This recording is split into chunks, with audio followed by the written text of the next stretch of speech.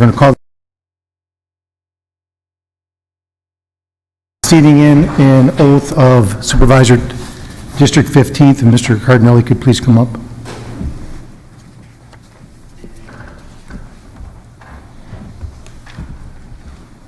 Go right back.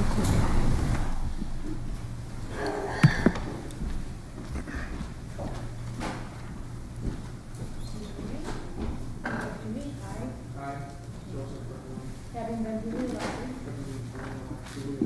to the office of Town Board Supervisor, District 15, but have not yet entered upon the duties thereof, swear that I will support the Constitution of the United States and the Constitution of the State of Wisconsin, and will faithfully discharge the duties of said office to the best of my ability.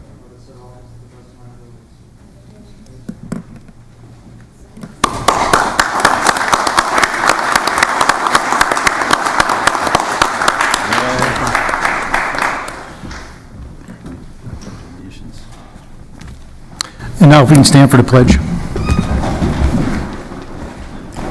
I pledge allegiance to the flag of the United States of America and to the republic for which it stands, one nation, under God, indivisible, with liberty and justice for all. Can I have a roll call of supervisors, please?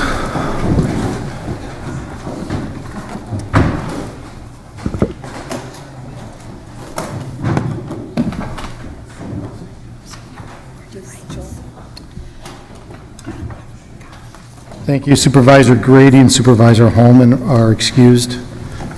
At this time, we'll move on to citizen comments. Any citizen comments wishing to speak, you have 5 minutes. Please step up to the mic and state your name and address for the record. Anyone for citizens' comments?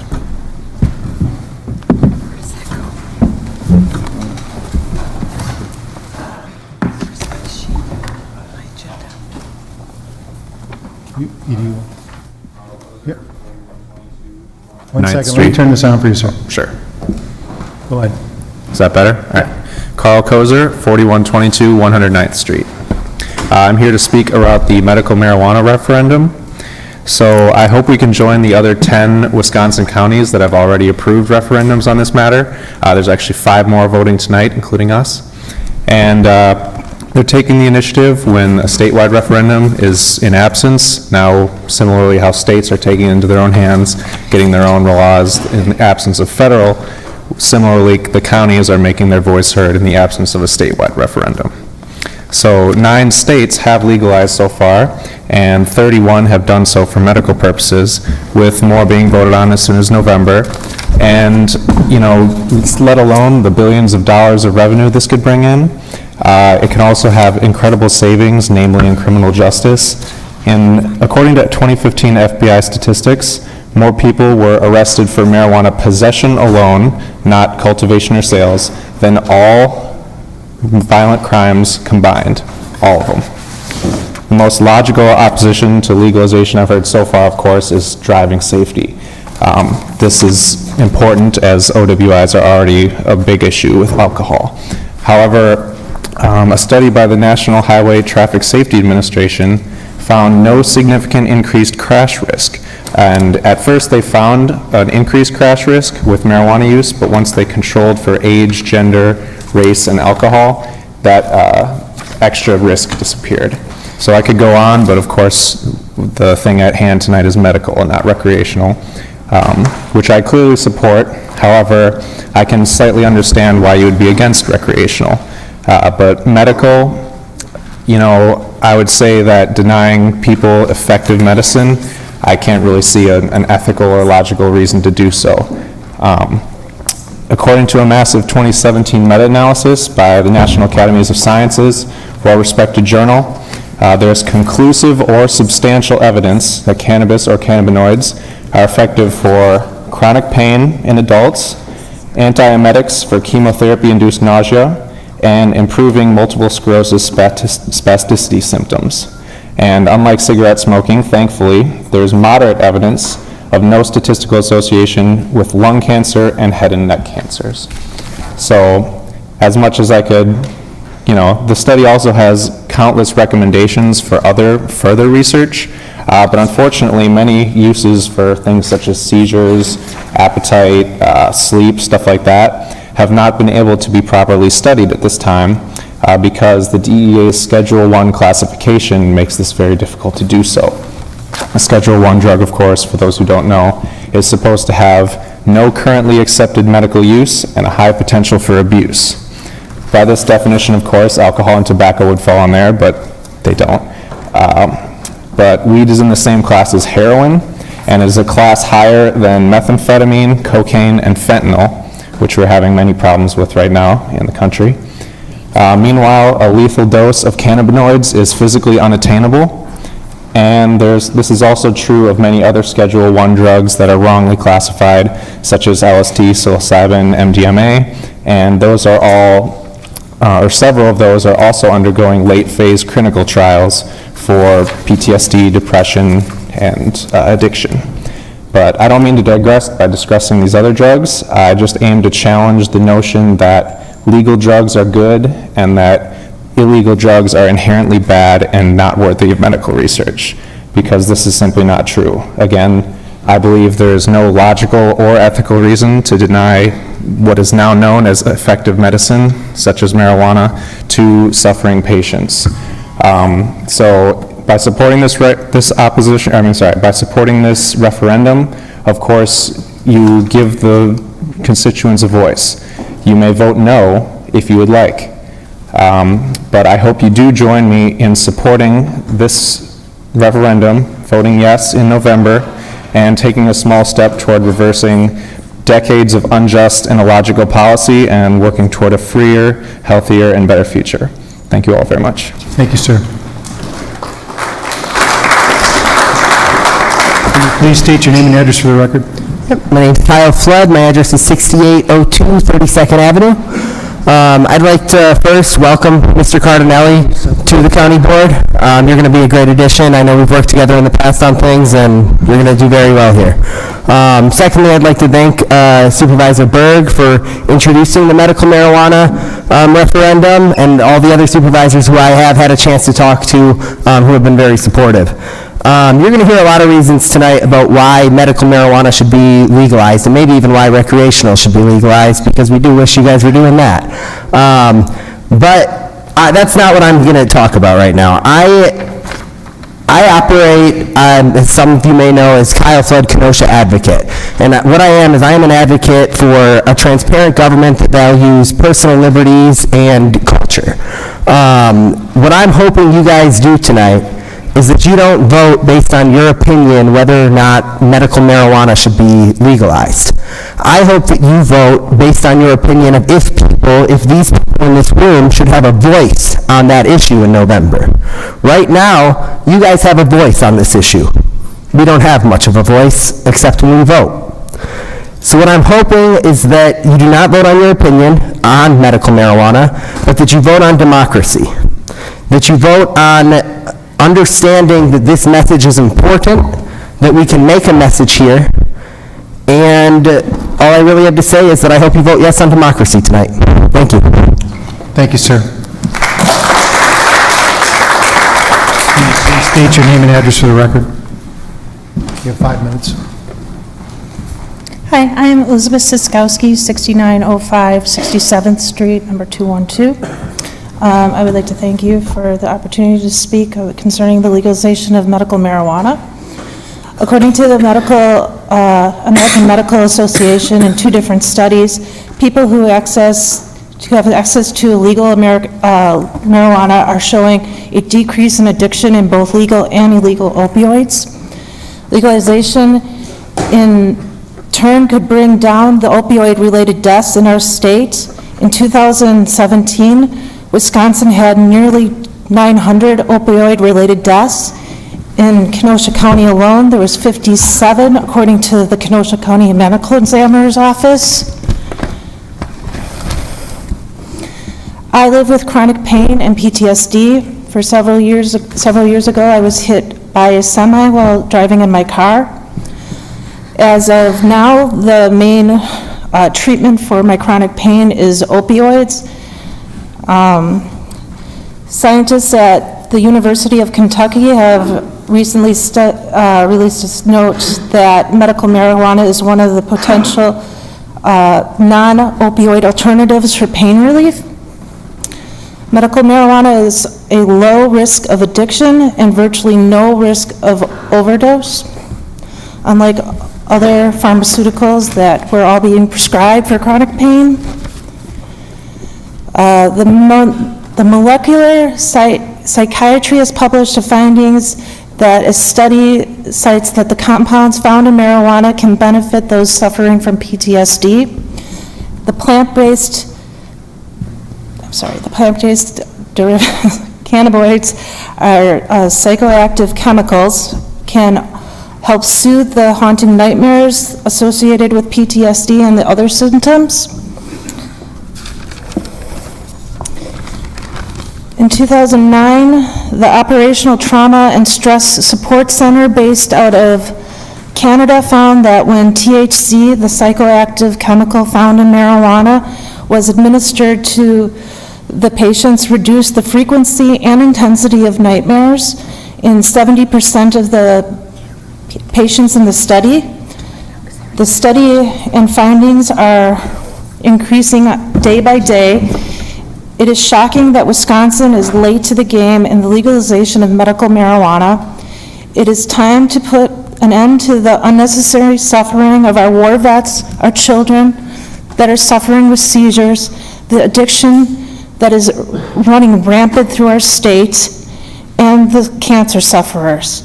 The science is clearly there. Medical marijuana has health benefits that need to be addressed. Thank you. Thank you.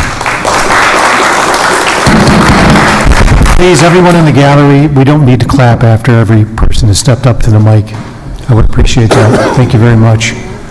Please state your name and address for the record. My name is George Arf, 7801 88th Avenue, Pleasant Prairie.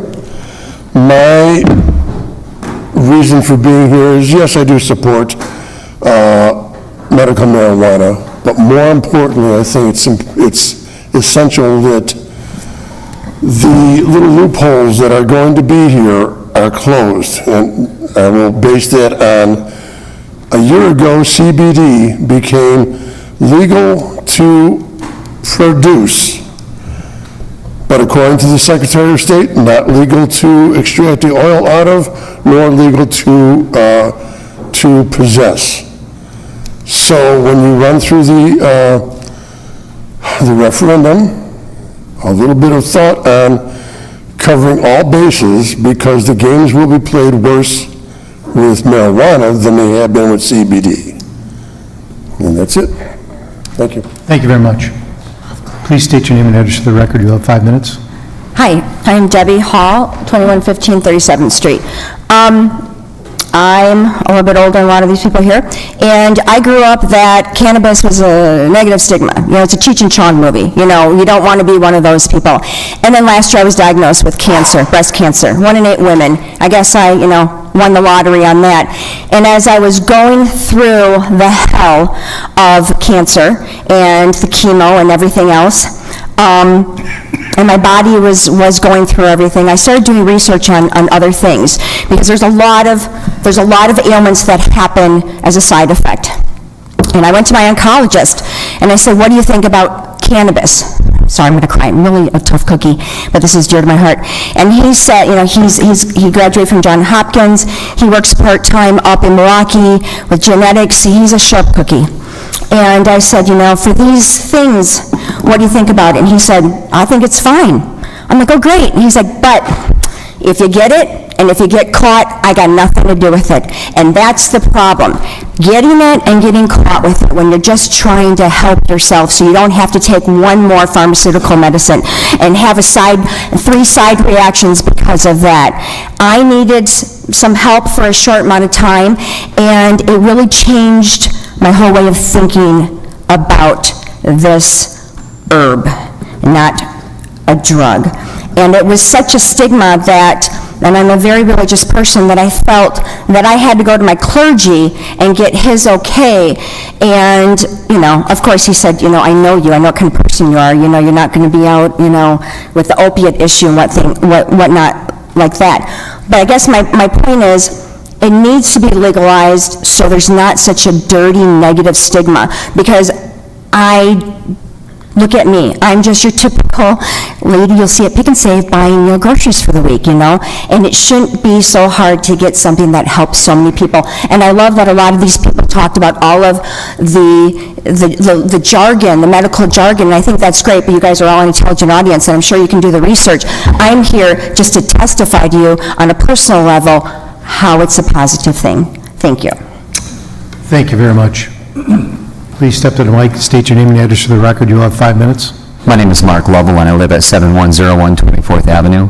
I'm speaking on behalf of the legalization of medical marijuana. When you have people that are in your family that suffer from chronic pain daily, well, let's just say that when you have doctors telling your family members that they can no longer have a prescription because there's a growing epidemic of narcotic abuse in our country, we need to have another method of treating chronic pain. And when you have someone who has a syndrome called Ehlers-Danlos syndrome, hypermobile type, basically you have a lack of collagen in the connective tissues of your joints, and your joints are moving in 15 different directions they shouldn't be moving, let alone trying to function normally on a daily basis. We need to have another method of treating people. Narcotics do damage to the body. They lock up your bowels. They make, you know, they do bad things to your body. Medical marijuana doesn't do that. It helps the pain. Thank you. Thank you, sir. Please state your name and address for the record. You'll have 5 minutes. Excuse me. Hi, my name is Scott Sparkman, 11320 8th Avenue, Pleasant Prairie.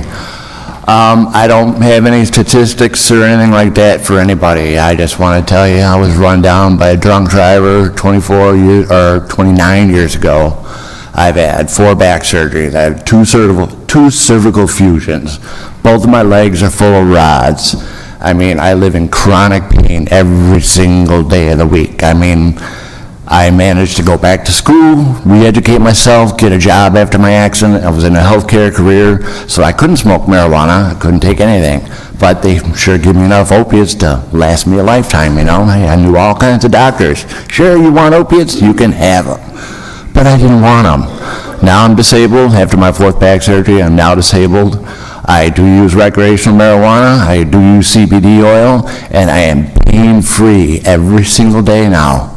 And we can't believe it. I mean, before I was just a little whimpering, just cramped up, nothing. And look at me now. You know, I couldn't even stay up past this time. I was so riddled with pain and had to stay in bed all the time. And here I am to hopefully address you guys and change your attitude about this. Really, it really needs to be done. Thanks a lot. Thank you, sir.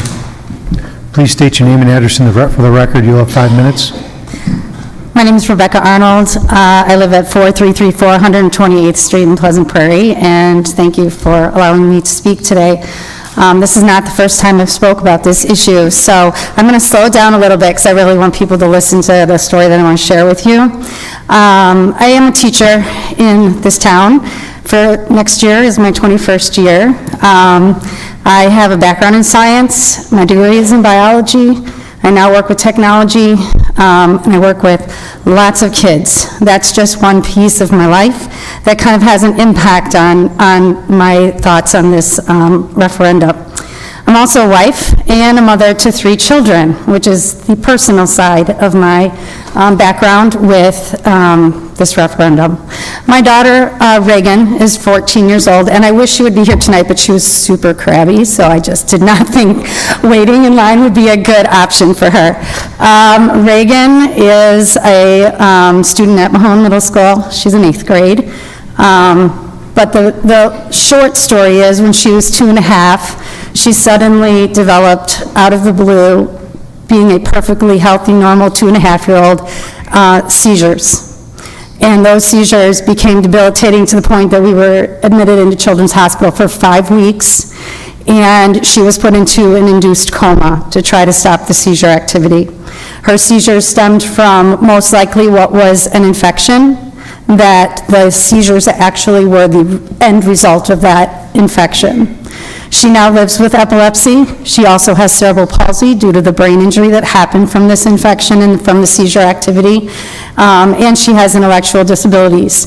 And all of these things have been 12 years of me advocating for the best life possible for Reagan. That included, in the beginning, finding medications, pharmaceutical medications, to treat her epilepsy, because we listened to our doctors, and that's what they told us to do. And so for 14 different pharmaceutical medications, my daughter has had to deal with side effects that you cannot believe. In addition, in 2010, we were advised by our doctors to have Reagan undergo a very drastic brain surgery.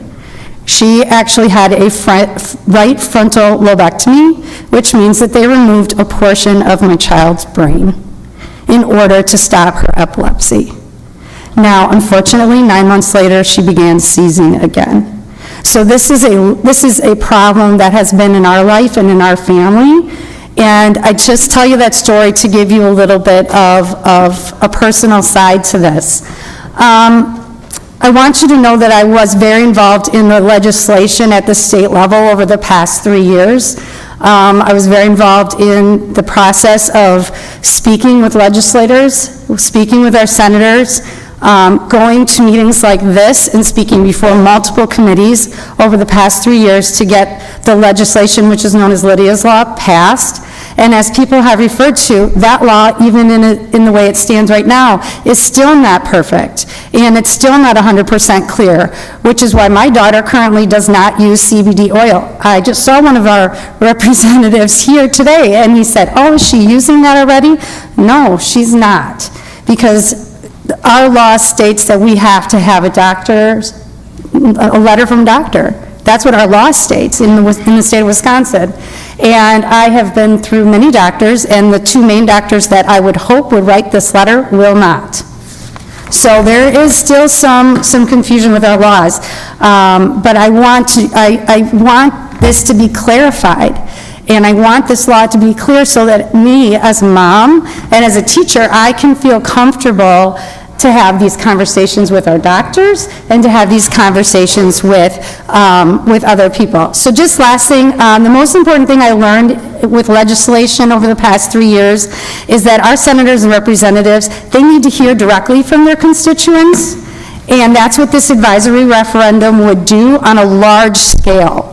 Me and my one little voice can only do so much at the state level. We need to have a larger voice, and that's what this advisory referendum would do, and that would hopefully then drive forward those additional changes that need to be made to our state laws so that people like Reagan and many people here who deserve the chance to try this natural treatment would be able to have those conversations openly with their healthcare providers. So thank you for consideration, and I hope you support this advisory referendum. Thank you. Thank you for your story.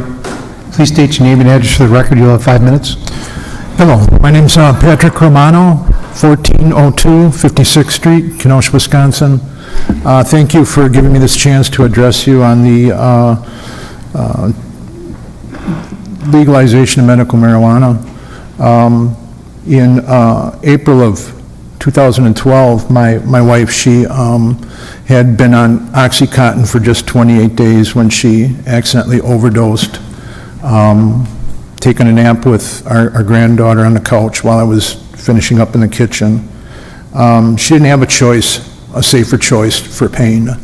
She had Oxycontin, and that's what they gave her, and she overdosed on it in 28 days of being first prescribed it. I would like to see you guys, allow us a chance to vote in November on whether or not we want medical marijuana. And I don't think any of us here wants to see another family member or relative or friend pass away from an accidental overdose.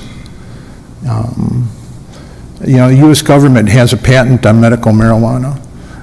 If they have a patent on medical marijuana, why can't Wisconsin allow, or why can't Kenosha County allow patients a safer choice? for pain management and managing other medical issues. That's all I have to say. Thank you. Thank you, sir. Please state your name and address for the record. You have 5 minutes. I'm Eric Miesbauer, 2805 116th Street, Pleasant Prairie. I think I have to disclose that I work for AbbVie, but I'm here of my own volition. They would not like me talking about their drugs this way. So according to the study in Innovations in Clinical Neuroscience, approximately 50% of patients don't follow through with antidepressant therapy. And this is for a bevy of reasons, including the side effects, which are pretty awful, the cost, and the best treatment we've got right now are selective serotonin reuptake inhibitors. They don't work for everybody. Some of the side effects include nausea, weight gain, sexual dysfunction, fatigue, drowsiness, insomnia, dry mouth, blurry vision, constipation, dizziness, agitation, irritability, anxiety, as well as suicidal thoughts and feelings. Obviously, these are horrible for someone dealing with depression, especially since we have something that has been implicated to be a possible treatment for these things. And I recently graduated from Madison with a degree in biochemistry. I'm looking to go to pharmacy school. I'm choked up here in the last 2 stories. I just want to get drugs out to people that will help them. Another big issue is multiple sclerosis. That one also comes with a bevy of horrible side effects, including lung collapse, upper respiratory tract infections, itching, rash, hives, all of the chest. We have better treatments. All we're asking is that you let us at least study them, please. Thank you. Thank you, sir. Please state your name and address for the record. You have 5 minutes. My name is Rachel Steidel. My address is 2101 North Dr. Martin Luther King Drive, Milwaukee, Wisconsin. The time for cannabis reform is now. 10 of Wisconsin's 72 counties will ask their residents about cannabis this November. You can too. Through referendum, the board can learn what the people of this county think about cannabis legislation. Cannabis prohibition is not working, and it will continue to not work. It is in every community. Now cannabis is more popular than ever. Regulation and taxation are more reasonable alternatives to what we have now. Another attitude that is not working is ignoring cannabis as medicine. Before Prohibition, cannabis was used to treat many common ailments. New research has found cannabis useful for treating PTSD, addiction, and pain. In the 1990s, research discovered cannabinoid receptors in the human brain and body.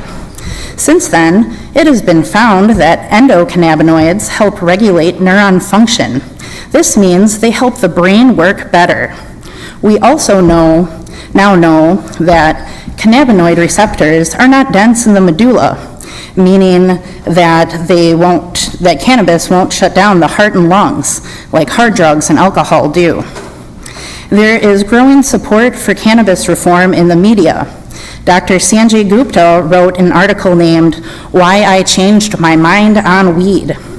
In it, he apologizes for being misled and misleading others about cannabis. He notes that cannabis was often used for neuropathic pain before cannabis prohibition, and that opioids are often ineffective on this type of pain, which coincidentally I have. He also mentions that in the United States, every 19 minutes, someone dies from a prescription overdose. I don't understand why we should snub a plant that has great potential to help people heal and instead choose to rely on opioids and other medicines that cause more harm than good. Time magazine published a special edition called Marijuana Goes Main Street. They feature Dr. Gupta and also mention a Gallup poll in 2017 found that 64% of Americans support cannabis legalization. And in 2017, Colorado made $243 million on tax revenue from cannabis.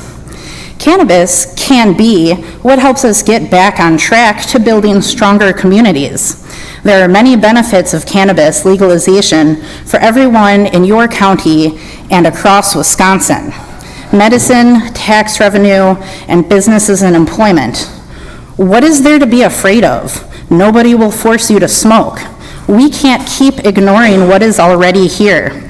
Cannabis is already legal for medicinal uses in 30 states. It is also legal for recreational use in 8 states and the District of Columbia. That's 39 places. I don't want us to be left behind from something that can help many people in many ways. Please vote in support of this referendum. Thank you. Thank you. Please state your name and address for the record. You will have 5 minutes. Thank you. My name is Eric Marsh. I live at 2567 South Delaware Avenue in Milwaukee, and I'm here representing the Southeastern Wisconsin chapter of the National Organization for the Reform of Marijuana Laws. And like has been stated, there's going to be over 10 counties. I see that Forest County just passed an advisory referendum as well, so that's now at least 11 counties that will be having these around the state. And we just want to know where people stand. We want to know where the people of Kenosha stand, and where the people of Wisconsin stand on this issue. Like has just been said, 30 states already allow medicinal marijuana, including our neighbors of Illinois, Michigan, and Minnesota. And in fact, Michigan's going to be going recreational soon after a vote in November. And while people are going to be able to just use cannabis for any reason they want in Michigan come next year, people here in Wisconsin, patients who are suffering from debilitating illness, who are just trying to use the medicine that allows them to get through the day, are at risk of facing a felony for a second offense of getting caught with any amount of cannabis within Wisconsin. I know people who have multiple sclerosis, fibromyalgia, and other diseases who are unable to function without the relief that cannabis provides. And I have a friend with Crohn's who is in remission from it through just the use of cannabis. States that have legalized cannabis see a 25% reduction in the number of opiate deaths and admissions into drug addiction treatment for opiate addiction because of the fact that they're using a safer alternative to opiate medications. And so we're calling this a Schedule I drug, a drug that has no medicinal value and is demonized and considered to be terribly unsafe, while Schedule II drugs include methamphetamine, which can be prescribed to children for hyperactivity and inattentiveness, fentanyl, which can be prescribed for pain relief. You can get it in patches, and that is one of the leading causes of a lot of these opiate deaths, is fentanyl being mixed in with all these other opiate drugs and cocaine, and yet this is a legal, regulated substance. And cocaine is allowed as a topical anesthetic in dentistry. And these are drugs that are more acceptable, apparently, in our society and deemed safer than medical marijuana, and that's just outrageous. And polls have shown that over 80% of Americans agree that these are outrageous comparisons, and that medical marijuana should be allowed for people who need it. And so I hope you'll vote yes on putting this on the ballot. Thank you. Thank you, sir. Please state your name and address for the record. We will have 5 minutes. Hi, my name is Jeff Pedro. My address is 4359 109th Street in Pleasant Prairie. I'm here tonight in support of this referendum. Myself, like others here, have been in severe accidents, near fatal accidents, where the doctors just continue to prescribe opioid after opioid. And me personally, I commute to Chicago every day on the train. I've lost countless friends here in town, here in Wisconsin, throughout the country, to opioid addiction through accidents that they've gotten in, and the doctors just want to write script after script. Aside from that, I've had friends, countless friends, it's been eye-opening, that have been diagnosed with multiple sclerosis here in Kenosha, here in Pleasant Prairie, that don't have access to medical marijuana, and they're going through the painful treatments, the countless pills, their lives are being degraded. They can't go out and play with their kids because they're suffering from pain every day. But while I have friends in Illinois, in Chicago, and downstate that have Crohn's and MS, they can get access to medical marijuana. They can get the treatment, they can get the relief. And it's just, as a father of now 3 young boys, it's painful to me. It hurts, it hurts inside. At times, I can go out and play with my kids and be pain-free at times. But then my friends in Wisconsin live and have suffer, and they can't get access to the relief they need. Last month, I lost, not lost, one of my good friends, one of my neighbors. He ended up moving to Florida so he could get access to medical marijuana because of his MS. He's now later in the MS treatment path, but continues to suffer, and he could not get access to medicine to help treat and relieve the pain that he's suffering from that. Aside from that, it was mentioned about the revenue. I work for a global commodities exchange in Chicago, without dropping the name because I'm not representing them tonight. The revenue streams are astronomical, billions, so millions, hundreds of millions, if not billions, are being raked in states every month, every year. Outside of the domestic United States, Canada is going fully legal next month with recreational and medical marijuana. I'm an active investor. I day trade stocks. My day job is computer security architect, but I also do stock trading, and I've invested in numerous organizations in Canada and the United States. Last week, International Beer Company just added another $4 billion to their investment with Canopy Growth Organization, and that brings their total to $8 billion. So there's an unlimited stream of money flowing into this market, and it's something, aside from the medical and the benefits to individuals, the financial impact is insane, and how it could benefit education in Wisconsin and other government programs and funding to possibly offset property taxes and other taxes and other financial burdens placed on us as citizens. Outside that, CBD was mentioned. That's another thing I invest in for years. And there's numerous benefits, health benefits for that as well. So thank you for your consideration and having me here tonight, and I hope you consider it moving forward. Thank you, sir. Thank you. Please state your name and address for the record. You'll have 5 minutes. My name is Laurie Hawkins. I live at 18513 102nd Street. First, I'd like to thank Representative Supervisor Berg for bringing this resolution to the board, and I'd like to ask you to pass it so that this can go to the voters in November so that their voices may be heard on a matter that's important to them. We've heard numerous examples of how medical marijuana can alleviate suffering tonight, so I'm not going to go into that, but there's some very compelling stories that we've heard, very personal, and I applaud the courage of people for coming forward. There are many arguments for legalizing cannabis for medical reasons, and one that I think is important to address is that studies show that the whole plant, cannabis, is more effective than any extraction from it. It's something called the entourage effect. Although THC and CBD are both major healing components, there's literally hundreds of other components in the whole plant. And when all of them work together, it's more effective to provide medical relief than any single extraction. The FDA has not yet approved medical marijuana because in order to do so, the entire plant must be legalized. So once it is, we'd be able to study the 480 plus compounds in the plant and move closer to FDA approval. And in doing that, we'd be able to give people who need the relief that they found in this herb, in this plant, make it more accessible to them.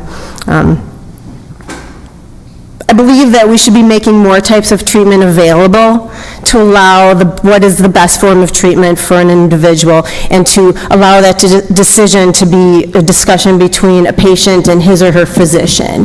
And in moving toward legalizing medical marijuana, we give patients and citizens more buy-in and more ability to find a cure, a relief that works best for them. So that's why I'm asking you to pass this resolution so that the citizens are able to vote on this in November. Thank you. Thank you. Hi. Please stand up to the podium, state your name and address for the record. You'll have 5 minutes, please. Sharon Galbraith. My address is 2623 67th Street. I am asking that you pass this for medical use. I have severe PTSD. I have lupus. I also have fibromyalgia. I have a lot of medical things that are going on with me that cause me great pain every day. I used to be able to work for the city, for the Parks Department, which I enjoyed a great deal. I also worked at Columbus Elementary School with the kids. I have 4 children of my own and about to be a grandma for the second time. And I am allergic to a lot of the medications that doctors can give me. Other doctors stopped giving me pain medication because they said they could no longer give it because of all the new laws, because of the opioid abuse. And I have a lot of side effects from my seizure medication where I can't walk straight. I'll do something, I'll walk through my house, and then all of a sudden I'm tipping over. I'll fall over for no reason. And I'm in a great deal of pain every day, and I just have to suck it up and bear it. And I am asking that you please pass this so people like me who are in pain and are allergic to a lot of the medications, so that we don't have to suffer anymore. Thank you. That's all I have to say. Thank you. Any more citizens' comments? Citizens' comments? Any more citizens' comments? Seeing none, citizens' comments are closed. I would like to thank everyone for their comments tonight. Obviously, this is an issue that affects a lot of people, and we'll take it up tonight. Moving forward, we have the announcements of the chairman. I do have a few. I would like to welcome Chance Siskowski. Yeah, I apologize, from Human Services. Welcome tonight, Youth and Governance. I want to apprise the body of the bond rating trip that the administration and Supervisor Rose and myself took to Chicago. We have our bond rating in. We have a AA+ with a stable outlook, which is very commendable for all the supervisors that are here, all the good work that we're doing and moving forward. I'd like to thank Patty Merrill, the Finance Director, and I'd like to thank Barna Bench, the Budget Director, and the County Executive and Chief of Staff Jenny Tunkeys. This just goes to show you that with a sound fiscal and financial plan, we can move forward, and it's better for our constituents. I was told today that, and I can be corrected if I'm wrong, that we did go out for bid, and I'm sure Supervisor Rose, the Chairman of Finance, will speak to this, but we saved $155,000 in interest due to a better rating, so that's I think, a great thing to our constituents. Quite a bit of savings that adds up over time. My next kind of thought is I would like to, if everybody hasn't heard, the retirement of Dave Geertsen, the CFO of the county. He has retired. I would like to thank Dave for his decades of hard work for the county. The county is definitely a better place having him here than if he wasn't here. He kind of went out on Dave's terms, I guess I would say, but anybody that knows him knows that he definitely was an asset to Kenosha County and will be sorely missed.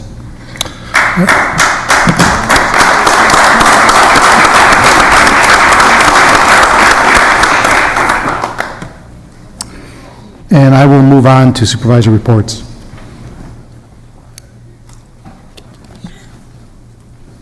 Supervisor Noodle, you have the floor. Thank you, Mr. Chairman.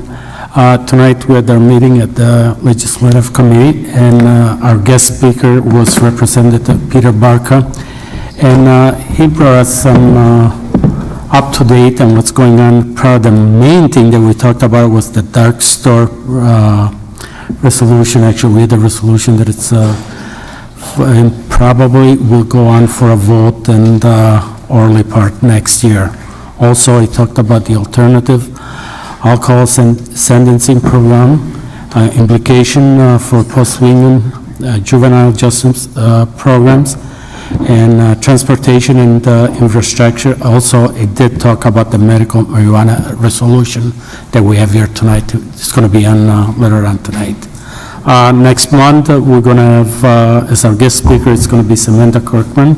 So anybody that wants to join us at our meeting, it's more than welcome. Thank you. Thank you, Supervisor Noodle. I appreciate all your hard work with the Legislative Committee. Supervisor Alderman, you have the floor. Thank you, Mr. Chairman. I gave my report 2 weeks ago in our last meeting, but I had a little item coming up this week I wanted to let people know about.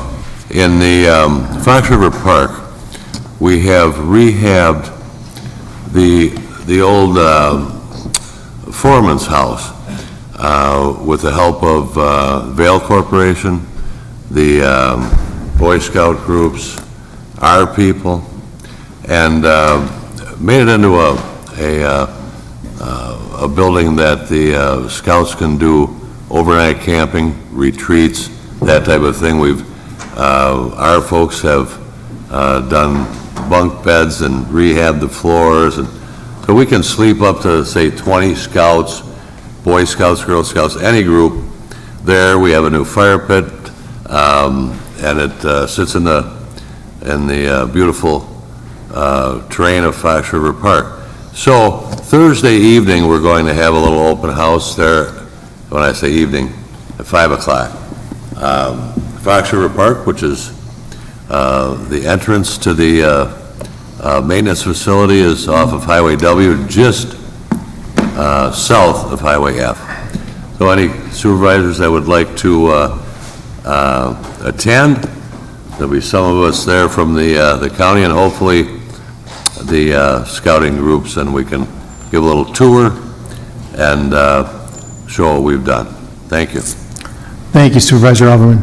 Supervisor Rose, you have the floor. All right, thank you, Mr. Chairman. There are two reports on your desk that the Finance Committee asked that be presented to you for your consideration and review.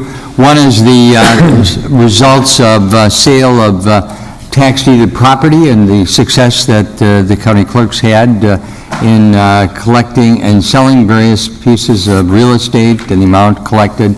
Take a look at that report. The second is a report on the state of finances and the anticipated increase in our reserves of 29 to 29.6% of our general operating budget. So take a look at those. The third issue that was brought to the attention of the Finance Committee at the last meeting is one that I would hope that the Human Services would take a look at.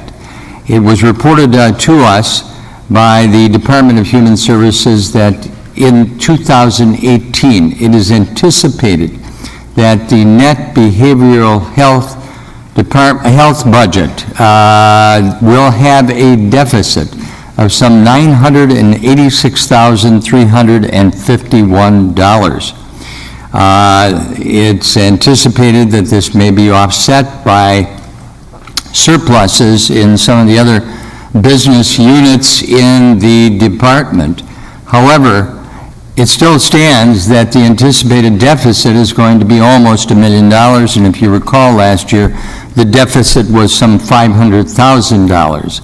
So that is an ever-increasing deficit in spite of the fact that in 2013, at least partially for the year, we've had the care center. So that's an issue I think that the Human Services Committee should take a look at. I think it's one that this board has to closely look at and have some debate and discussion on it. Thank you. Thank you, Supervisor Rose. Seeing no more supervisor reports, supervisor reports are closed. County Clerk. County Executive Appointments, Boyd Frederick to serve on the Kenosha County Commission on Aging and Disability Services. Refer to Human Services. 20, Lieutenant Daniel Riley to serve on the Kenosha County Traffic Safety Commission. Refer to Public Works. 21, Julie Houseman to serve on the Kenosha County Workforce Development Board. Refer to Human Services. Bill Erickson to serve on the Kenosha County Board of Administrative Appeals. Refer to Human Services. Gail Gens to serve on the Kenosha County Board of Administrative Appeals. Refer to Human Services. New Business Ordinance 11 from the Planning, Development, and Extension Education Committee, an ordinance regarding Bruce F., Mark T., and Thomas R. Andrikis, request an amendment to the adopted land use plan map for Kenosha County 2035, map 65 of the comprehensive plan, from farmland protection and SEC to farmland protection, general agricultural and open land and SEC, town of Brighton. Decker, yes. Skalitsky, excused. Poole, excused. Nordigan, yes. Rodriguez, yes. Supervisor Decker, you have the floor. Thank you. Move ordinance 11. Thank you. I have a motion by Supervisor Decker and a second by Supervisor Nordigan. Supervisor Decker. This property is bounded by County Highway K, which is 60th Street on the south, and County Highway NN, 52nd Street on the north, and is approximately 1 mile east of County Highway B, 288th Avenue. The comprehensive plan amendment will allow a revision of map 65 of the comprehensive plan from farmland protection and SEC to farmland protection, general agricultural, and open land and SEC, as presented in the multi-jurisdictional comprehensive plan for Kenosha County 2035. The town of Brighton recommended approval of the request. Thank you, Supervisor Decker. Seeing no discussion, all those in favor say aye. Aye. Any opposed? Ordinance passes. Ordinance 12 from the Planning, Development, and Extension Education Committee, an ordinance regarding Bruce F., Mark T., and Thomas R. Andrikis, requesting a rezoning from Ag 1 Agricultural Preservation District, C2 Upland Resource Conservancy District, and C1 Lowland Resource Conservancy District to A1 Agricultural Preservation District, A2 General Agricultural District, C2 Upland Resource Conservancy District, and C1 Lowland Resource Conservancy District, Town of Brighton. Decker, yes. Skalitsky, excused. Poole, excused. Nordigan, yes. Rodriguez, yes. Supervisor Decker. Thank you. Move ordinance 12. Thank you. I have a motion by Supervisor Decker and a second by Supervisor Rodriguez. Supervisor Decker. This is the same property as ordinance number 11, and the rezoning would allow the residence and building to be subdivided from the agricultural land. The town of Brighton recommended approval of the request. Thank you. Seeing no discussion on this item, all those in favor say aye. Aye. Any opposed? Ordinance passes. Resolution 28 from the Finance and Administration Committee, a resolution authorizing transfer of 4 parcels taken by tax deed to the City of Kenosha and forgiveness of taxes and assessments. Rose, yes. Ron Frederick, yes. O'Day, excused. Gens, yes. Kubicki, yes. Gable, yes. Supervisor Rose, you have the floor. I move the resolution. Thank you. I have a motion by Supervisor Rose and a second by Supervisor Ron Frederick. Supervisor Rose. Thank you. The Corporation Counsel's Office foreclosed on 4 tax delinquent parcels. These are all located in the city, the central city, and the specific addresses are on the attachment presented with the resolution.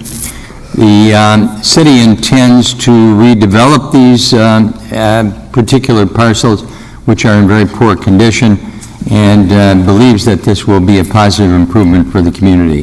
The committee has unanimously endorsed it, and we urge your endorsement this evening. Thank you, Supervisor Rose. Seeing no discussion on this item, all those in favor say aye. Aye. Any opposed? Resolution passes.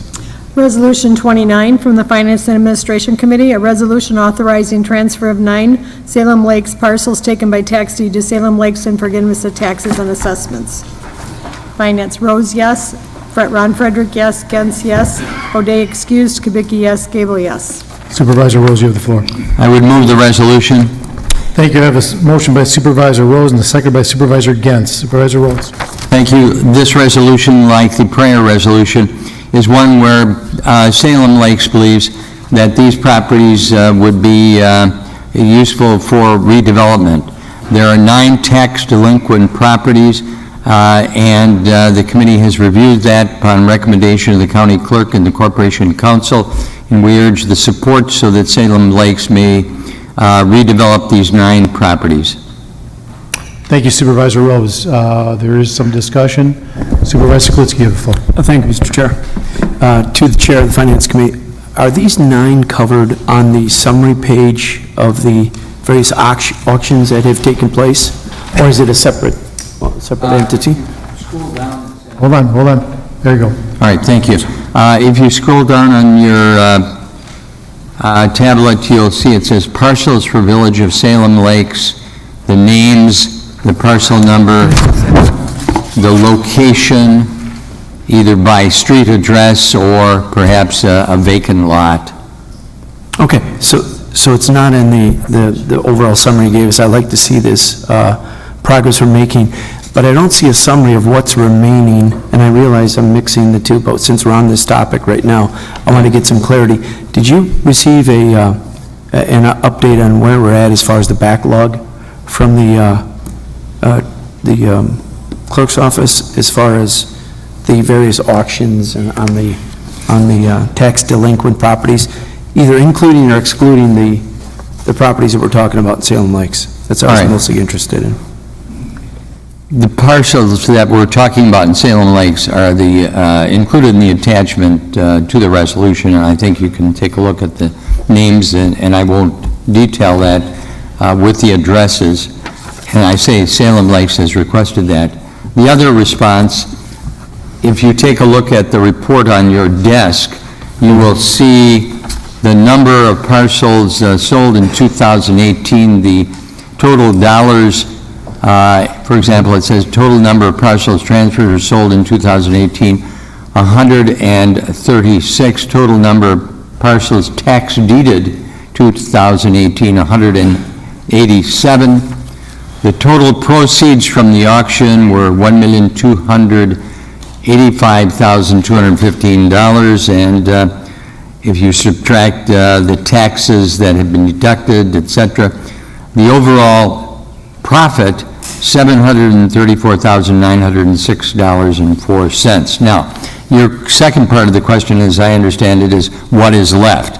I'm not prepared to answer that. Perhaps the county clerk could respond to that. I didn't know. I can certainly get that information to you promptly if the county clerk is not prepared to answer that this evening. It's not anything that has to be promptly. Perhaps you could just update the entire board at our next meeting. I think we all have a strong curiosity in making sure that this is resolved, okay? Thank you. All right. I think the question is well taken, unless the county clerk has that information right now. Well, the properties that we've taken are in these numbers in the report that we've given. I think he wants to know what is left. We won't know the total. That would have to come from the treasurer's All right. office. Perhaps you could, Mr. Chairman, ask her to be at the next meeting to give us an update on what is left. That's a good idea. All right, good, thank you. Anything else, Supervisor Sklutsky? No, thank you. Okay, seeing no more discussion, all those in favor of the resolution say aye. Aye. Any opposed? Resolution passes. Resolution 30, excuse me, from the Human Service Committee, a resolution to approve the reappointment of Amy Millette to the Kenosha County Workforce Development Board. Grady, yes. Hallman, excused. Berg, excused. Nudo, yes. Gable, excused. Celebrity, yes. Rodriguez, yes. Supervisor Nudo? Move resolution number 30. I have a motion by Supervisor Nudo and a second by Supervisor Rodriguez. Supervisor Nudo. This is a reappointment, and it was approved unanimously in committee, and we ask you to do the same. Thank you. Seeing no discussion, all those in favor say aye.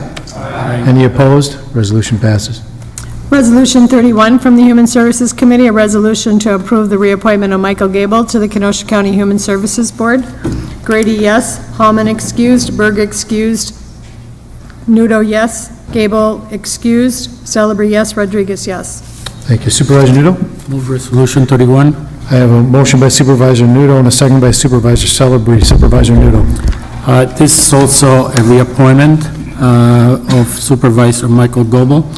Also was approved unanimously in committee, and we urge to do the same tonight. Thank you, sir.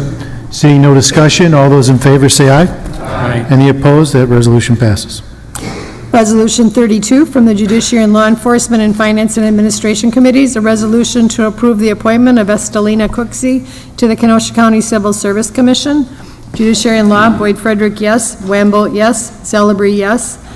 Uhas, yes. Finance, Rose, yes. Ron Frederick, yes. O'Day, excused. Gens, yes. Kubicki, yes. Gable, yes. Thank you. Supervisor Frederick, you have the floor. Move resolution 32. Thank you. I have a motion by Supervisor Frederick and a second by Supervisor Rose. Supervisor Frederick. Yes, Ms. Siskowski is a reappointment. She was passed by the committee unanimously, and she has attended 14 out of 18 meetings for the Civil Service Board. Thank you. Seeing no discussion, all those in favor say aye. Aye. Any opposed? Resolution passes. Resolution 33 from the Legislative Committee, a resolution, excuse me, a resolution to place an advisory referendum on the November 2018 ballot on permitting use of marijuana for medical purposes. Nudo, no. Berg, yes. Hallman, yes. Boyd Frederick, yes. John Franco, yes. Rodriguez, no. Nordigan, no. Thank you. Supervisor Berg, you have the floor. I move resolution 33. Thank you. I have a motion by Supervisor Berg and a second by Supervisor Franco. Supervisor Berg. I request support from the board floor for this resolution to place the advisory referendum on the ballot in order for our voters to be able to tell us what they want. We are one of many counties asking for this. A couple of the issues that I heard from people in the committee were this would be adding another drug to our streets that when we don't have a handle on alcohol as it is, and when it comes down to it, marijuana's already out there. It's whether or not we want to be able to provide this for the medical purpose, not for the recreational aspect. I received an email today from the head of the Department of Wisconsin Veterans Services Organizations. In 2017, the VFW, the American Legion, the Disabled American Veterans, the Military Order of the Purple Heart all voted in support of this legalization of medical marijuana. As you heard from the many residents that came before us today, not one of them against it. It helps for a lot of medical purposes, obviously from Parkinson's, cancer. Of the states that have legalized it, Alaska, West Virginia, Florida, New Mexico, Arizona, Montana, North Dakota, Oklahoma, Arkansas, Ohio, which is a bipartisan support of this, which is wonderful to see.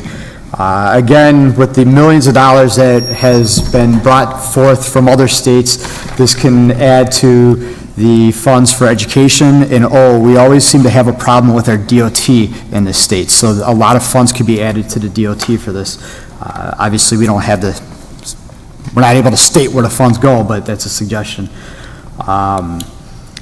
Along with what I received today from the veterans group was that on average, 25% decrease in opioid overdose deaths and abuses in states that have legalized medical marijuana.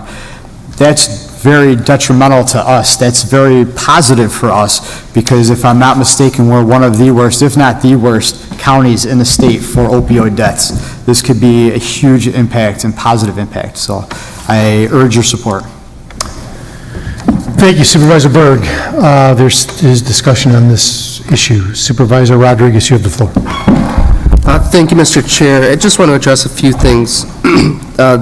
A lot of the citizens that took time to come speak to us tonight addressed the issue of funding and the possibility for additional funding, and that goes along with what my colleague just stated too. This is solely for medicinal purposes, and I would assume then that this would have to be prescribed. Nearly the whole nation, including Wisconsin, does not tax prescription drugs, so I'm curious to know where that line of thinking is coming from and that this can provide additional funding for whether it be education, DOT, mental health, what have you. And then to address what some of our citizens stated tonight, this does not clarify the current law that was passed a year ago in April. That's something that I know that the Wisconsin AG's office is currently working on. This is not a binding referendum. Madison is currently working on this. They passed this bill once. It was not that great, so they took a second shot at it to address those issues, and they're still working it out. You know, even for those states that have had this for a year, maybe more, there's still kinks that they're trying to work out, and that's what Madison is doing every step to make sure that they get it the right way. And we're also not rescheduling this drug, and I think that's important for people of our community to realize. That's out of our power at a county level and at a state level as well. We can't reschedule what the feds decide to do with marijuana and other drugs. Furthermore, based on some research that I did, CBD, which is currently legal in the state of Wisconsin, has nearly every single, let's say, pro that THC does, except for, according to my research that I could find, increasing appetite. CBD cannot increase appetite. And it does not produce the so-called high that THC does. Side effects, there's almost none to CBD, again, which is already legal. THC side effects include those that are psychoactive. CBD is a pain reliever, reduces nausea, eases migraines, reduces anxiety. decreases seizures, which is very important. We had several citizens speak on that tonight. THC does not decrease seizures, according to what I was able to find. It's important to note that I have a family member that's also diagnosed with epilepsy, and CBD can help her, and it's not something that she's currently taking, but THC would not help her, and so, I mean, right now, we're addressing an issue that Madison has already addressed. They're continuing to work it out. The governor has stated in the past and continues to state that he supports CBD, and so I guess my question is, to those that support this, why are we broadening it to, or why do we want to broaden it to THC when we know that that has more cons than it does pros? So for now, that's all. Thank you, Mr. Chair. Thank you, Supervisor Rodriguez. Supervisor Nordigan, you have the floor. Yeah, to begin with, I guess it's work off of some of what Supervisor Rodriguez had brought up. The resolution has 14 whereases, and 8 of them have nothing to do with medical marijuana. It's more supporting the legalizing of marijuana completely, so I'm a little confused as to why we have so much of that in there when we're talking about medical marijuana. Secondly, from a report from, actually it came out of Consumer Reports back in 2016. Proponents cite mounting evidence of marijuana's therapeutic value. Critics point to public relations campaigns funded by wealthy marijuana entrepreneurs. The two sides are sharply divided over how to regulate the drug, but on this much everyone agrees. Our complicated relationship with marijuana has entered a new and confusing moment. Medical marijuana products sold to consumers at dispensaries aren't approved by the Food and Drug Administration. Without federal guidance or oversight, individual states have struggled to establish the kind of quality assurance protocols that exist for FDA-approved drugs. Also, research on marijuana's therapeutic value has been hampered, and doctors have been reluctant to step into the fray. Those shortcomings have forced consumers to take their chances on product that can be mislabeled or contaminated with pesticides, and it can come with other serious downsides, including panic attacks, cardiac problems, and accidents related to being under the influence. Marijuana has sent about 376,000 people to emergency rooms in 2009, according to the National Institute of Drug Abuse. It's also addictive for as many as 9% of adults and 16% of adolescents who use it frequently, and there's strong evidence that it can trigger early onset schizophrenia, frequent users who are genetically predisposed. It's a problematic plant. Marijuana differs from traditional pharmaceuticals, and I think we heard this earlier, in ways that make it difficult for scientists to study. The plant has more than 400 distinct chemical compounds, including about 70 different cannabinoids, compared with just 1 or 2 active ingredients in most FDA-approved drugs. Not only do those cannabinoids have their own individual effects, but they also interact with each other in an untold number of ways. Different ratios of the same compounds can produce significantly different results, and studies of the individual compounds tell us nothing about the whole plant medicine. Basically, we're looking at flying blind. Prescription drugs are regulated by the FDA and ensure that they're safe, effective, consistently produced, and accurately labeled. There aren't always such guarantees with medical marijuana. At least 4 states don't require testing for potency contaminants like metals, pesticides, and microbials. Other states that have legalized it have a wide range of policies. They found that most product labels were inaccurate. More than half of the products had significantly less of the cannabinoid. It's an issue that experts say extends to all forms of medical marijuana. So again, there's a lot of, I don't want to say hocus pocus, but it needs to be studied more. There's a lack of guidance on how medical marijuana would work. There's nothing in a referendum that shows how the medical marijuana process will be handled. Think of the CBD oil. That alone is confusing, and that's been on the books for how long? So how would it work? If I'm approved to smoke medical marijuana and I'm feeling I need it right now, do I light up? I mean, if I was on any other type of FDA medical approved drugs, I could just pop the pill and away I go. But in a place that doesn't allow smoking, how can you stop me from taking my medicine, and how dare you tell me not to? What about if I'm walking down the street and I'm smoking medical marijuana, or you think I'm smoking medical marijuana, I'm smoking illegal marijuana? How are you going to know? Just because of a card that says I can buy medical marijuana does not mean that I'm smoking medical marijuana.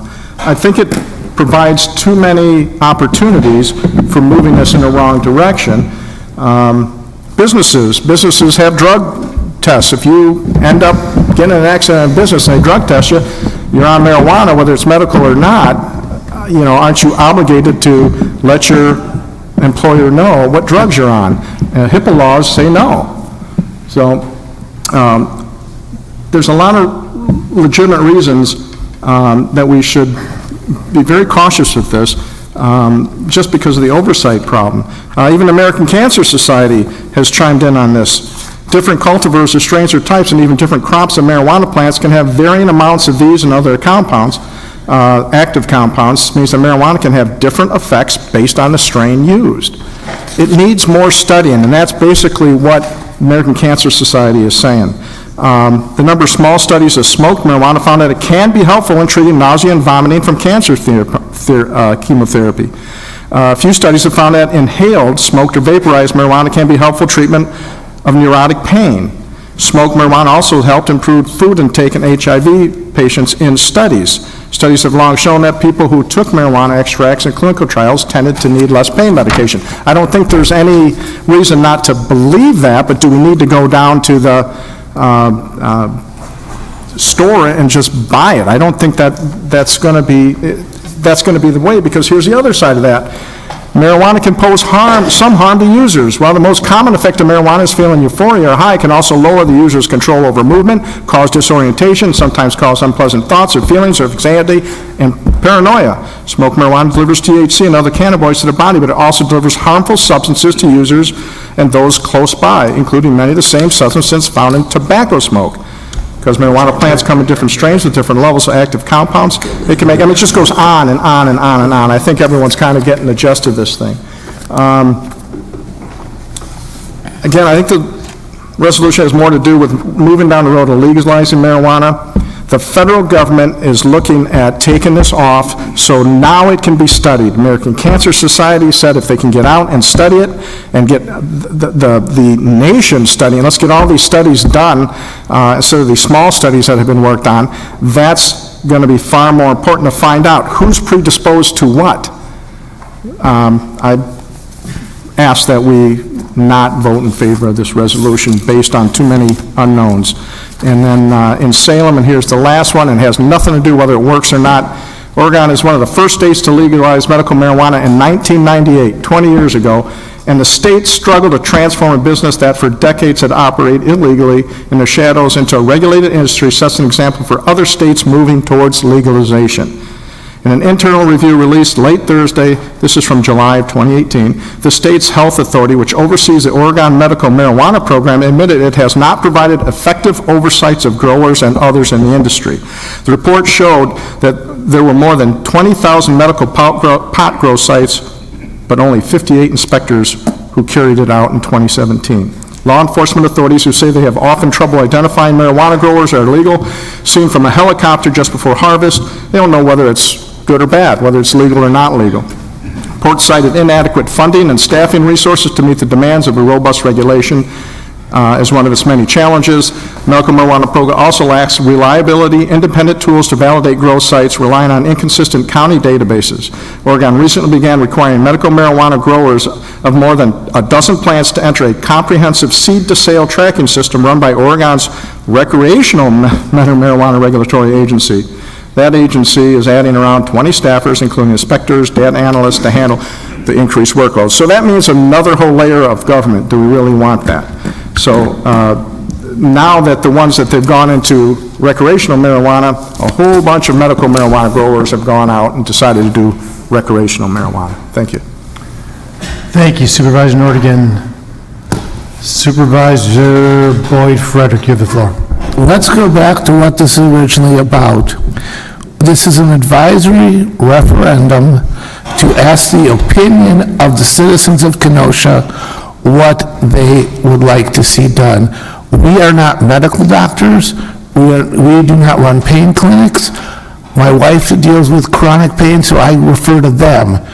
We are asking the opinion, like other counties are doing, to say if we would like to have medical marijuana in the state of Wisconsin or not.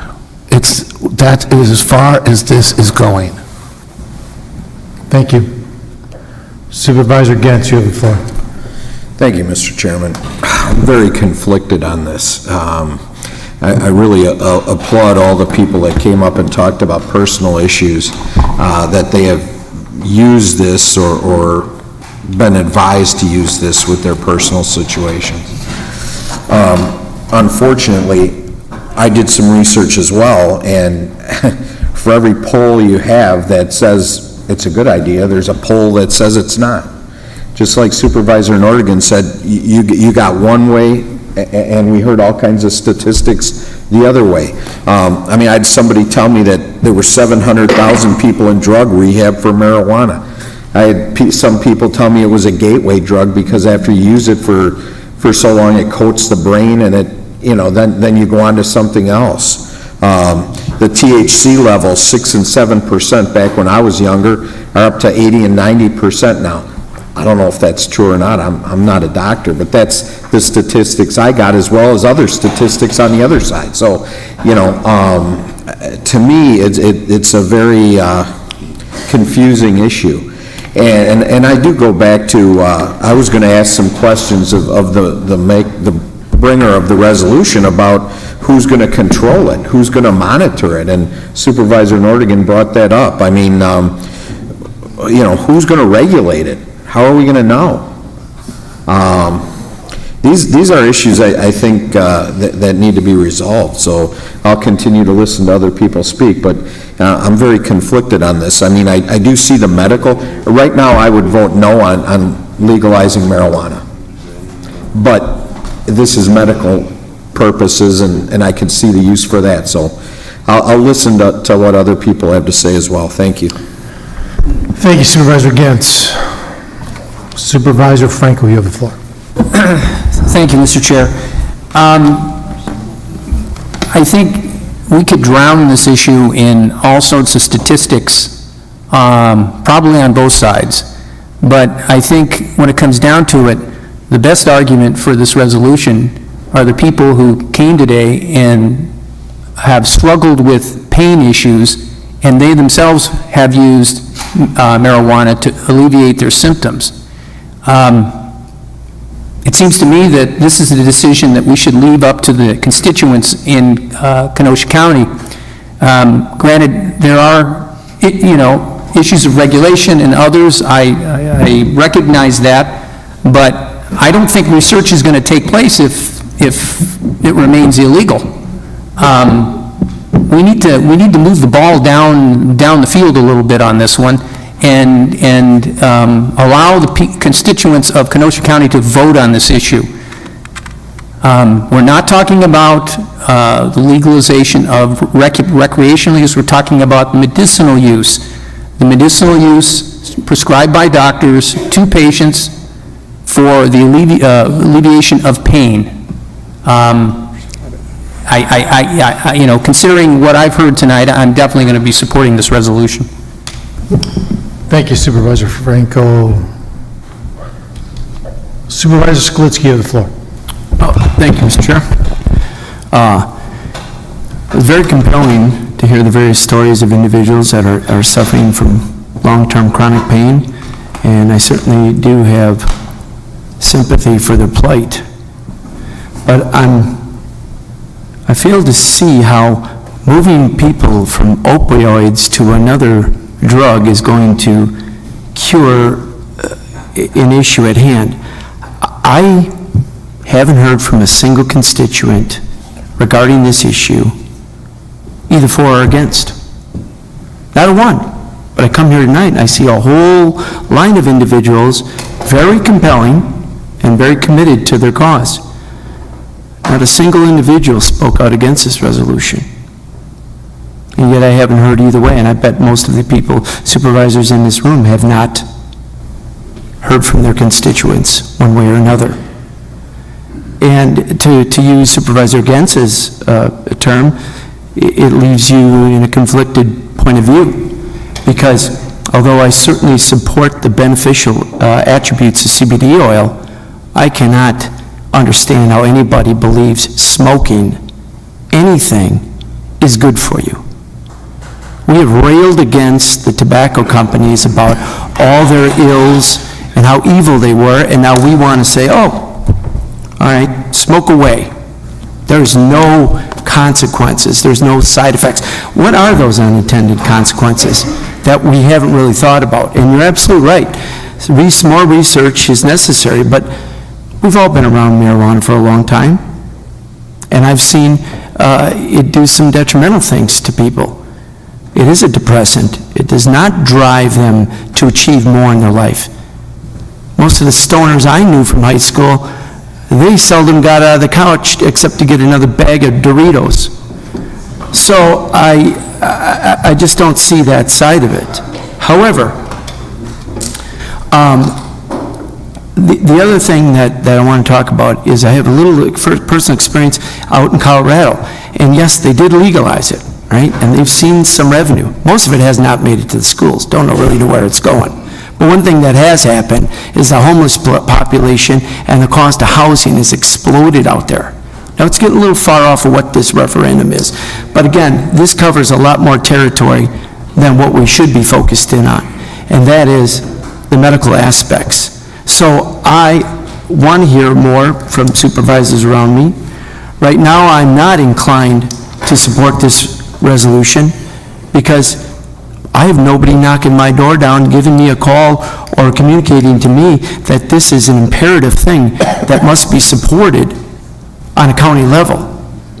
So I just wanted to share those thoughts and perspectives with the people in this room and allow them to speak and give their perspectives also. Thank you.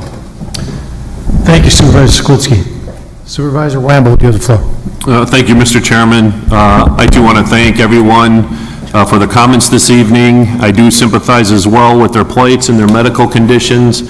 A lot has been said tonight by many of the supervisors, Nordigan, Rodriguez, Skolitsky, that I do agree with. I had plenty of notes. As most of you know, I'm in law enforcement.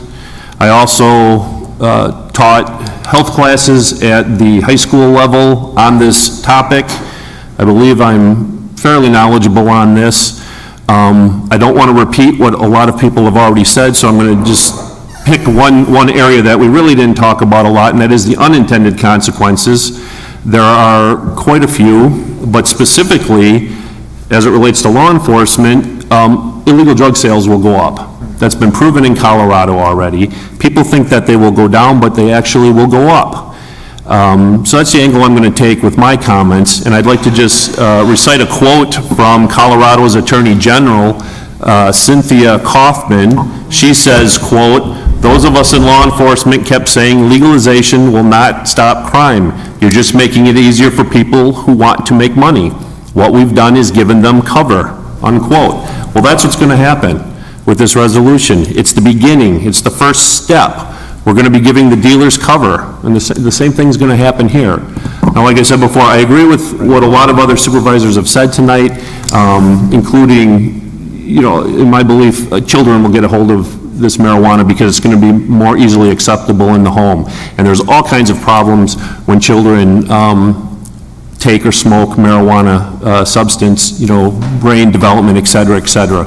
We don't have to go into that. But I do agree that there's a lot of unknowns, more studying needs to be done, and it's a bit confusing, so I will be voting no tonight. Thank you. Thank you, Supervisor Wamble. Supervisor Rodriguez, you have the floor. Thank you, Mr. Chair. Just wanted to go off what my colleague Supervisor Franco said about we need to do more research on this, and to what, going off again what some of the constituents said tonight. Passing this tonight and then say this wins in November, it does not pave the way for more research. I mean, instead, I would like to think that we should have you know, a resolution before us today that says, hey, let's take a non-binding vote in November that says, that we would send to the feds. It says, you know, maybe you should reschedule this so that the leading research agencies throughout the country can do this, because, you know, the state's doing it on their own level, whether to make it recreational or medical. These big research firms are not going to touch it still because of the federal prohibition on it. And simply, I mean, money talks, and they need these grants from the feds, and so they're not going to break federal law to that. So I mean, I think these are the issues we should be looking at. CBD has nearly all but one, like I stated earlier, benefits that THC does, and that's all this would be leading the way for. And I'd like to echo too what Supervisor Wambold said, that, and I talked with law enforcement leaders today who also voiced their concerns about how broad this resolution is and what it could potentially lead to. That's all. Thank you, Mr. Chair. Thank you, Supervisor Rodriguez. Supervisor Gable, you have the floor. Call the vote. It's been called to question, called the vote, a second. Let me clear the board. There's a roll call requested. Okay. We will need 2/3 vote to end debate. So yes, if you're in favor on any debate on this issue, no if you're not.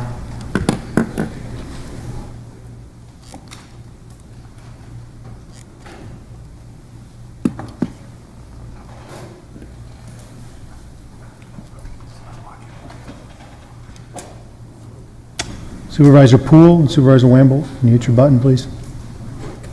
Thank you. Supervisor Nordigan also, there we go.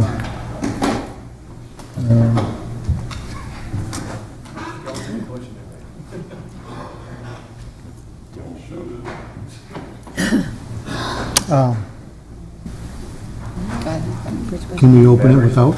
Yeah. Just try it again, please. We won't be able to proceed with the vote if we can't get it to work. Do we have batteries by chance? Supervisors, can you bring, okay. Confirmed. 13 to 8. It's not 2/3 vote. Debate will stay open in regards to medical marijuana resolution. I will clear the board. I apologize. Supervisor Alderman, you had your... We will continue on the discussion of the resolution 33 at hand. Supervisor Alderman, you had your light pressed. Do you want to speak on something or no? Sure I do. Yes. Yeah. You're good to go. I've mixed emotions on all of this.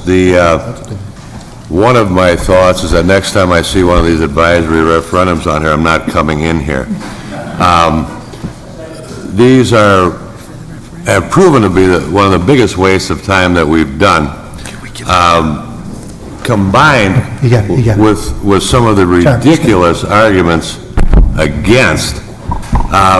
What you have to remember is we have a totally impotent state legislature in the state of Wisconsin. Totally impotent. We were talking about the cannabis oil. They finally legalized that, but then, oh my God, they forgot to tell the Attorney General, and there was no way that people could actually have it in the state of Wisconsin. Then elections were coming up, and they cleared that right up. Now, in the state of Wisconsin, we promoted hemp farming again. And again, the Attorney General wasn't told, Jesus, these guys invested a lot of money. You got to let them sell their hemp. Finally, he relented, and now they can sell their hemp. So, I guess when we're talking about people in horrible pain, we're talking about all these untested things that Supervisor Nordigan and Rodriguez are saying, and I agree, it's untested. Again, our state legislature takes decades to do anything. What we're asking, what these people are asking, is to just tell them that we want them to start working on it. That's what this is. No, Supervisor Berg doesn't have a medical degree. He doesn't know what to put in here to say that they should work on.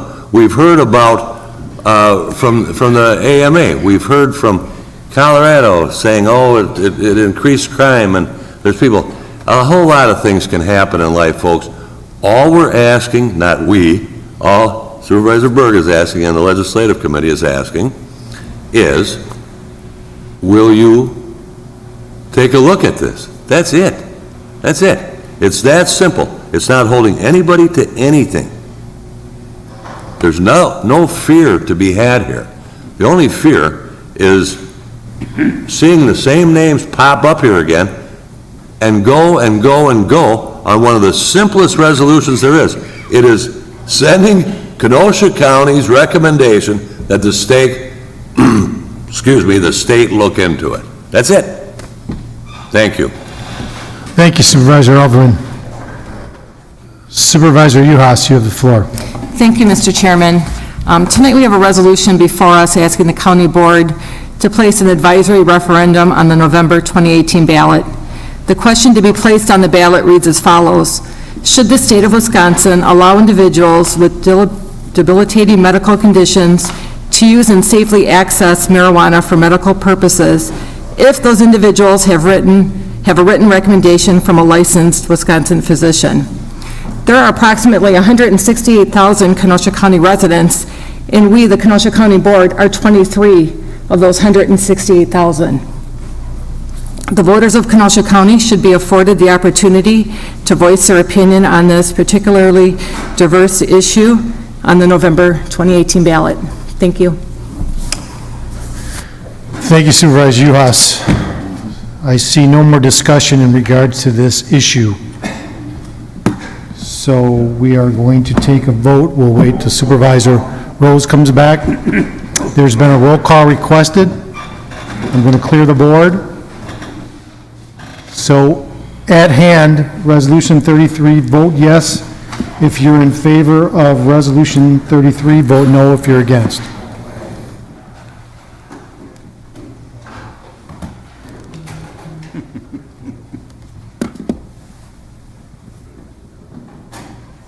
Simple majority. Passes 13 to 8. Passes 13 to 8. Moving on, County Clerk. Resolution 34 from the Planning Development Extension Education Committee, a resolution regarding Bruce, if I'm on the right one? Yes. I got confused. Sorry. An amendment to the adopted land use plan map for Kenosha County 2035, map 65 of the comprehensive plan, from farmland protection insect to farmland protection, general agriculture and open land insect, town of Brighton. Decker, yes. Skalitsky, excused. Poole, excused. Nordigan, yes. Rodriguez, yes. Supervisor Decker, you have the floor. Thank you. Move Resolution 34. Thank you. I have a motion by Supervisor Decker and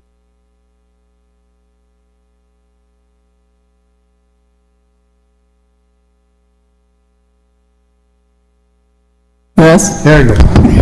Apologize. Thank you. This property is the same as ordinances 11 and 12, and the state requires a resolution from the Planning, Development, and Extension Education Committee and an ordinance from the full county board to amend the comprehensive plan, and so this resolution will allow the amendment to the plan. The town of Brighton recommended approval of the request. Thank you. Seeing no discussion, all those in favor say aye. Aye. Any opposed? Resolution passes. Resolution 35 from the Planning, Development, Extension, Education Committee, a resolution to appoint Mark Halvey as Kenosha County Representative to the Lake Benedict Tombaugh Lake Management District Board. Decker, yes. Skalitsky, excused. Poole, excused. Rodriguez, yes. Nordigan, yes. Supervisor Decker. Move Resolution 35. Thank you. I have a motion by Supervisor Decker and a second by Supervisor Rodriguez. Supervisor Decker. Thank you. This resolution would approve the appointment of Mark Helvey as the Kenosha County Representative to the Lake Benedict Tombaugh Lake Management District Board. The Planning, Development, and Extension Education Committee reviewed this item at our meeting on August 8th, 2018, and recommends approval of the appointment. Thank you, Supervisor Decker. Seeing no discussion, all those in favor say aye. Aye. Any opposed? Resolution passes. Resolution 36 from the Planning, Development, and Extension Educations Committee, a resolution to appoint Barbara Ford to the Kenosha County Zoning Board of Adjustments. Decker, yes. Skalitsky, excused. Poole, excused. Rodriguez, yes. Nordigan, yes. Supervisor Decker, you have the floor. Thank you. Move Resolution 36. A motion by Supervisor Decker and a second by Supervisor Nordigan. Supervisor Decker. This resolution would approve a 3-year reappointment of Barbara Ford to the Kenosha County Zoning Board of Adjustments. The Planning and Development Extension Education Committee reviewed this item at our meeting on August 8th, 2018, and recommended approval. And if I remember correctly, I asked Andy Bueller what her attendance record was. She's served, I believe, over 10 years on this Board of Adjustments. There have been over 250 meetings that she's attended, and she's missed like 3, if I Impressive. remember correctly, so. Thank you. Any discussion? Seeing none, all those in favor say aye. Aye. Any opposed? Resolution passes. Resolution 37 from the Public Works and Facilities and Finance and Administration Committees, a resolution to repurpose facilities funds for the replacement of HVAC equipment at the Kenosha County Courthouse. Public Works, Alderman, yes. Franco, yes. Wamble, yes. Skalitsky, excused. Uhas, yes. Nordigan, yes. Poole, yes. Finance, Rose, yes. Ron Frederick, yes. Gens, yes. Kubicki, yes. O'Day, excused. Gable, yes. Supervisor Alverman, you have the floor. I'd like to move Resolution 37. Thank you. I have a motion by Supervisor Alverman and a second by Supervisor Rose. Supervisor Alverman.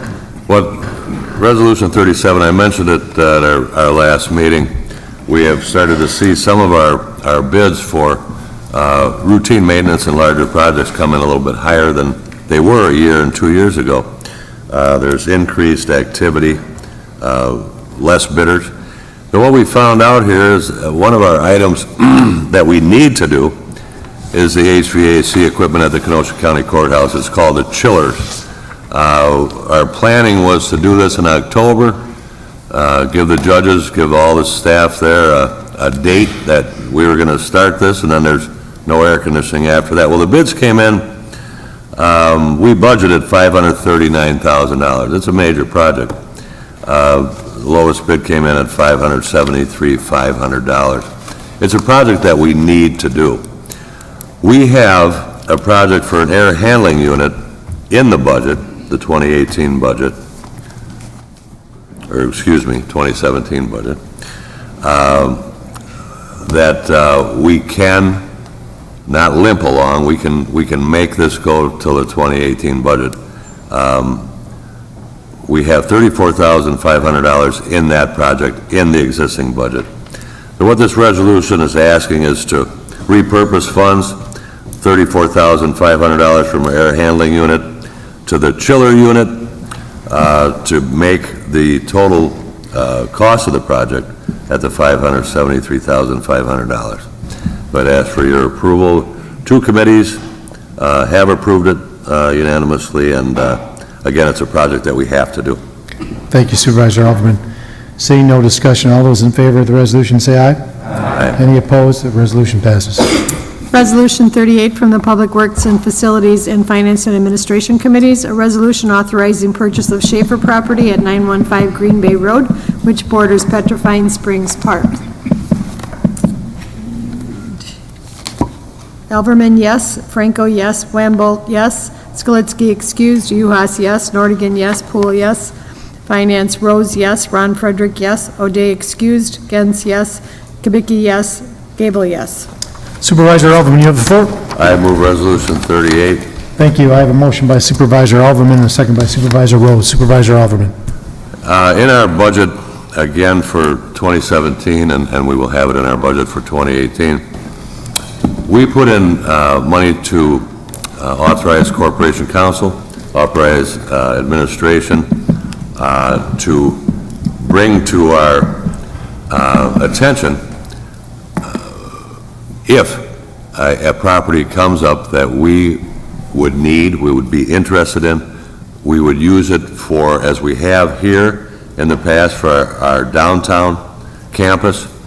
A major one that we did was the residences on the either side of Brookside that allowed us to be able to successfully do that project.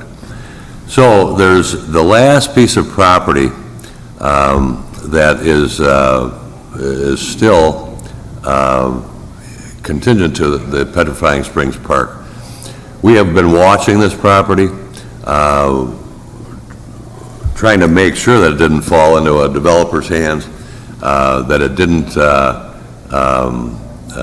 turn into a gas station, turn into a few other things.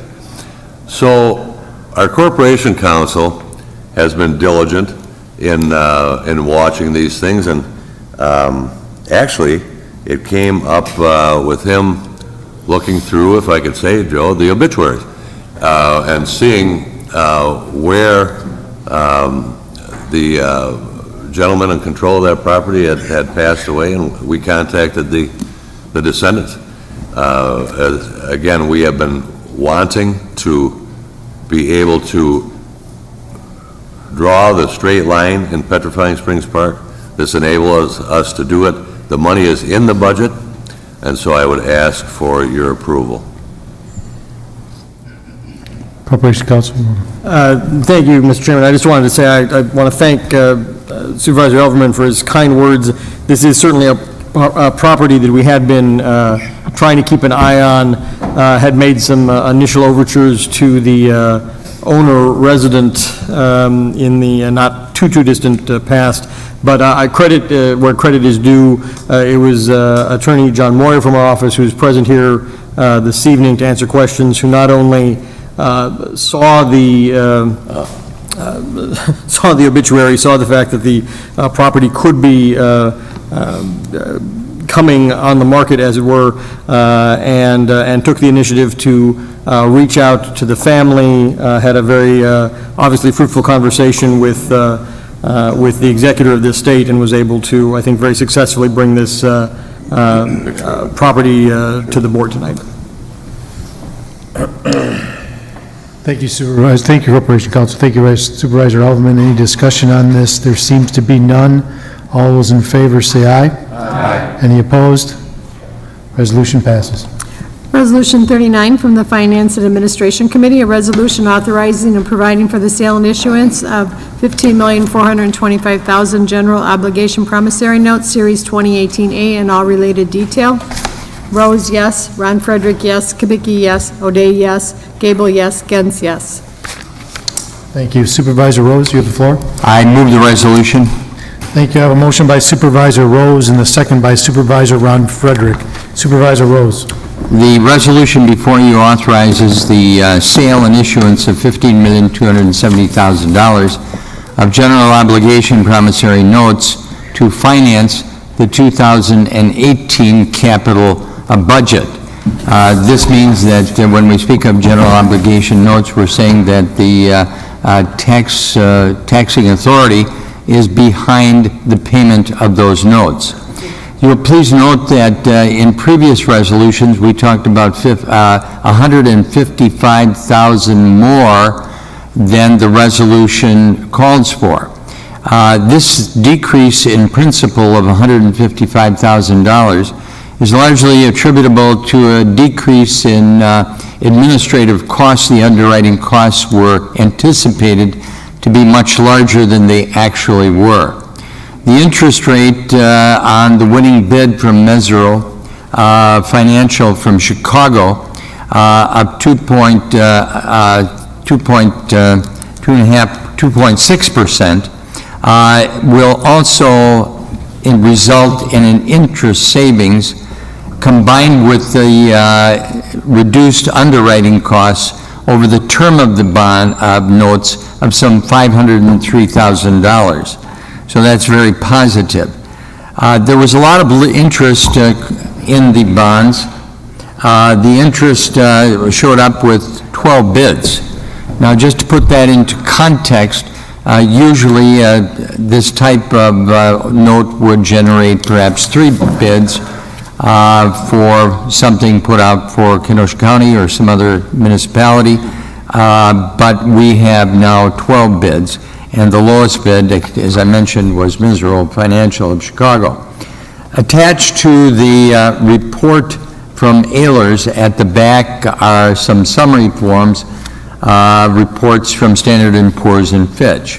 I would just like to quote the rationale for the rating, because I think it bears well on the community as well as county government. Standard & Poor's says we have a strong economy, we have a very strong management, we have very strong liquidity, and those are all very positive remarks from an outside agency that rates bonds and notes throughout the country. So we present this to you as a good report. The average rate over the 10 years is 2.5%. And if there are any further more detailed questions, the representative from Ehlers is here to respond to those.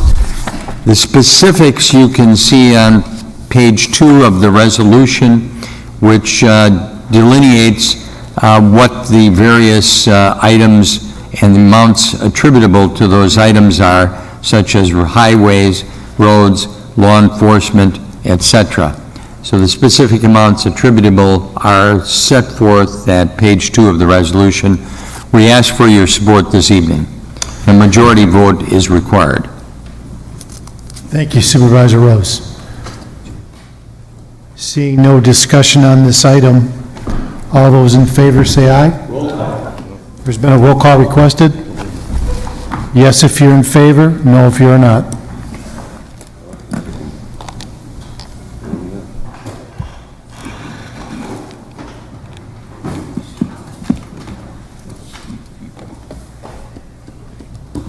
Supervisor Frank?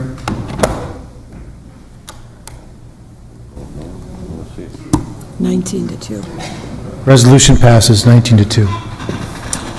Communications from Andy M. Buer regarding future items scheduled before the Planning, Development, and Extension Education Committee.